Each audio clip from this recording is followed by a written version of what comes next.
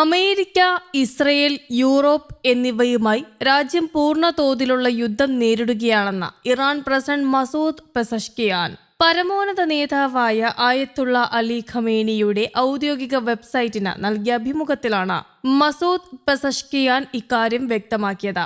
എന്റെ അഭിപ്രായത്തിൽ അമേരിക്കയുമായും ഇസ്രയേലുമായും യൂറോപ്പുമായുമൊക്കെ നമ്മളൊരു പൂർണ്ണമായ യുദ്ധത്തിലാണ്. നമ്മുടെ രാജ്യം സ്വന്തം കാലിൽ നിൽക്കുന്നത് അവർ ആഗ്രഹിക്കുന്നില്ല എന്നും അദ്ദേഹം പറഞ്ഞു. ഇറാഖ് നമുക്കെതിരെ നടത്തിയ യുദ്ധത്തെക്കാൾ മോശമാണ് ഈ യുദ്ധം. സൂക്ഷ്മമായി പരിശോധിക്കുകയാണെങ്കിൽ ഇത് കൂടുതൽ സങ്കീർണവും പ്രയാസമേറിയതുമാണ്. ലക്ഷക്കണക്കിന് ആളുകളുടെ മരണത്തിന് ഇടയാക്കിയ 1980-88 കാലഘട്ടത്തിലെ ഇറാൻ ഇറാഖ് സംഘർഷത്തെ പരാമർശിച്ചുകൊണ്ടാണ് അദ്ദേഹം ഇത് പറഞ്ഞത്. ഇറാന്റെ ആണവ പരിപാടിയുമായി ബന്ധപ്പെട്ട സെപ്റ്റംബറിൽ രാജ്യത്തിനെതിരെ UN വീണ്ടും ഉപരോധം ഏർപ്പെടുത്തിയതിന് പിന്നിൽ ഫ്രാൻസ്, ബ്രിട്ടൻ, ജർമ്മനി എന്നീ രാജ്യങ്ങളായിരുന്നുവെന്നും മസൂദ് പെസഷ്കിയാൻ പറഞ്ഞു. ഇസ്രയേൽ പ്രധാനമന്ത്രി ബെഞ്ചമിൻ നെതന്യാഹുവിന്റെ അമേരിക്കൻ യാത്രയ്ക്ക് തൊട്ടു മുൻപാണ് പെസഷ്കിയാന്റെ ഈ പ്രസ്താവന. ഇറാനെതിരായ ഭാവി ആക്രമണങ്ങൾക്കുള്ള സാധ്യതകളെക്കുറിച്ച് പ്രസിഡന്റ് ഡൊണാൾഡ് ട്രംപിനെ അറിയിക്കാൻ നെതന്യാഹു പദ്ധതിയിടുന്നുണ്ട് എന്ന റിപ്പോർട്ടുകളുണ്ട്.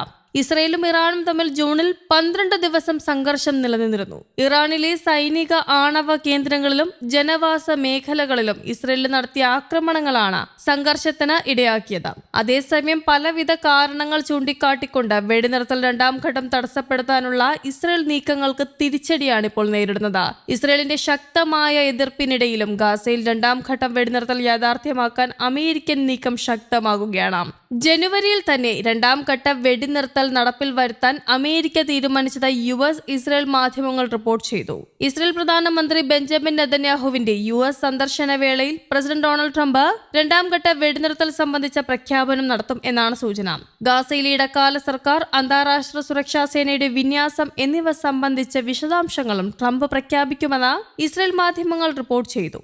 എന്നാൽ രണ്ടാം ഘട്ട വെടിനിർത്തൽ സാധ്യത അട്ടിമറിക്കാൻ ആസൂത്രിത നീക്കമാണ് ഇസ്രയേലിൽ തുടരുന്നതെന്ന മധ്യസ്ഥ രാജ്യമായ ഈജിപ്തും കുറ്റപ്പെടുത്തി.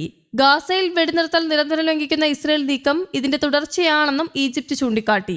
ഗാസയിലും വെസ്റ്റ് ബാങ്കിലും ഇസ്രയേൽ ഇന്നലെയും ആക്രമണം നടത്തി. ഗാസയിലെ സ്ഥിതി കൂടുതൽ ആപത്കരമാണെന്ന് അന്താരാഷ്ട്ര സന്നദ്ധ സംഘടനകളും അറിയിച്ചു. മരുന്നും ഉപകരണങ്ങളും ഇല്ലാതെ പ്രയാസപ്പെടുന്ന ഗാസയിലെ ആശുപത്രികൾക്ക് കടുത്ത ഇന്ധനക്ഷാമവും ഇരുട്ടടിയായി. ഇന്ധനക്ഷാമം മൂലം നുസറാത്ത് അഭയാർത്ഥി ക്യാമ്പിൽ പ്രവർത്തിക്കുന്ന അൽ ഔദ ആശുപത്രി എല്ലാ ശസ്ത്രക്രിയകളും നിർത്തിവെച്ചു. റോഡരികിൽ നമസ്കരിക്കുകയായിരുന്ന പലസ്തീൻ യുവാവിനുമേൽ കഴിഞ്ഞ ദിവസം ഇസ്രയേലി കുടിയേറ്റക്കാരനായ റിസർവ് സൈനികൻ വാഹനമിടിച്ചു കയറ്റിയത് വ്യാപക പ്രതിഷേധത്തിനാണ് ഇടയാക്കിയിരുന്നത്. അതിനിടെ തുടർച്ചയായി രണ്ടാം വർഷവും ഗ്ലോബൽ ബ്രാൻഡിംഗ് ഇൻഡെക്സിൽ അവസാന സ്ഥാനത്തേക്ക് ഇസ്രയേൽ പിന്തള്ളപ്പെട്ടു. കൂടാതെ ഇറാനെതിരെ വീണ്ടും സൈനിക നീക്കങ്ങൾക്ക് ഇസ്രയേൽ തയ്യാറെടുക്കുന്നതായുള്ള റിപ്പോർട്ടുകളാണ് ഇപ്പോൾ ഏറ്റവും ശ്രദ്ധേയമായിട്ടുള്ള വാർത്ത.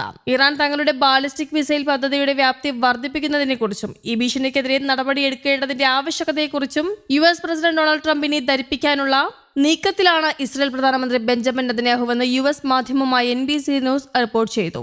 ഉടൻ തന്നെ ട്രംപിനെ കാണാനായി നെതന്യാഹു തിരിക്കും.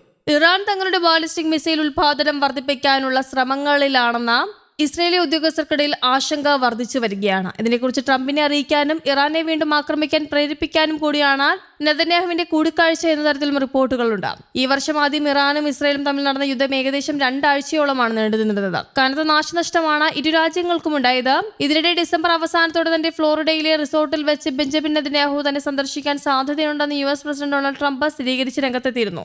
ഗസ സമാധാന ചർച്ചയുടെ അടുത്ത ഘട്ടത്തിൽ പുരോഗതി കൈവരിക്കാനുള്ള ശ്രമങ്ങളുടെ ഭാഗമായാണ് ഈ കൂടിക്കാഴ്ച എന്നാണ് ഔദ്യോഗിക വിശദീകരണം. അദ്ദേഹത്തിന് ഫ്ലോറിഡയിൽ സന്ദർശിക്കാനാണ് സാധ്യത. അദ്ദേഹത്തിന് എന്നെ കാണാൻ താല്പര്യമുണ്ട്. ഞങ്ങൾ ഔദ്യോഗികമായി സമയം നിശ്ചയിച്ചിട്ടില്ല, പക്ഷേ അദ്ദേഹത്തിന് എന്നെ കാണാൻ താല്പര്യമുണ്ടെന്നാണ് ട്രംപ് അറിയിച്ചത്.